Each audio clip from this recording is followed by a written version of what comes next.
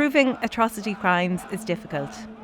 Investigators are often denied access to gather evidence on the ground, and by the time cases come to court, key witnesses may be unwilling or unable to testify. Open source evidence can fill some of those gaps. Freely available material online, such as satellite imagery and videos and images posted to social media, have shone a light on mass human rights violations in a new way. I'm Yvonne McDermott-Rees. I lead a team called OSR for Rights. It's an ESRC funded project which has paved the way for this new kind of evidence to be used in court.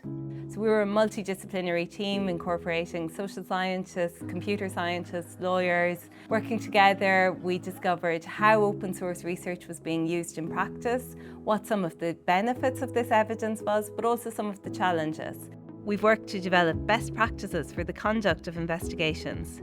We've trained lawyers and judges around the world, and we've developed technical tools to overcome some of the challenges associated with this kind of evidence. Using natural language processing methods, we developed a new way of annotating social media posts to detect hate speech online.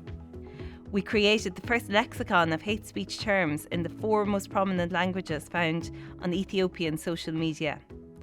This research informed a high-profile report by CIR that showed the spread of gendered hate speech on social media in Ethiopia.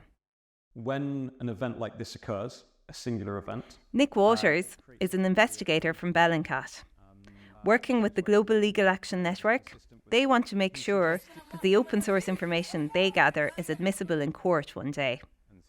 So they've developed a methodology with input from OSR for Rights on how to gather and analyse this information. We designed and convened a fictional court hearing with some of England's leading judges and lawyers. The case challenged the admissibility of a piece of open source evidence to test and scrutinise it in a realistic way in the context of a court setting.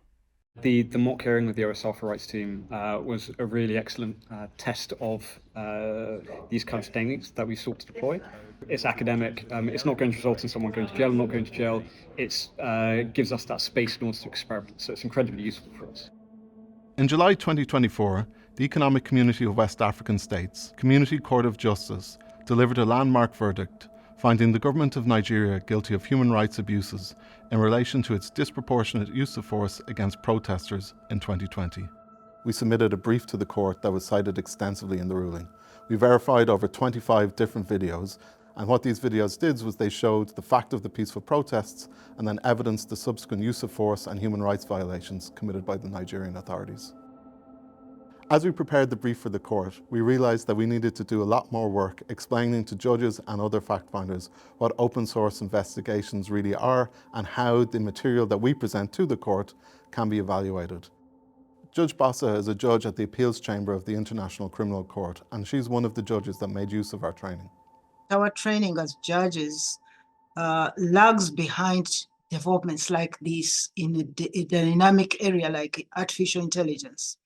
So the fact that they stepped up to come and open our eyes to this important area, well, it was really very much appreciated, and I think we greatly benefited from it. By today, the OSR for Rights team has trained investigators on every continent of the world apart from Antarctica. We've trained groups as diverse as UN investigators, Europol, Interpol, victims groups from around the world, the Foreign and Commonwealth Office, to ensure that investigations are carried out in line with best practices.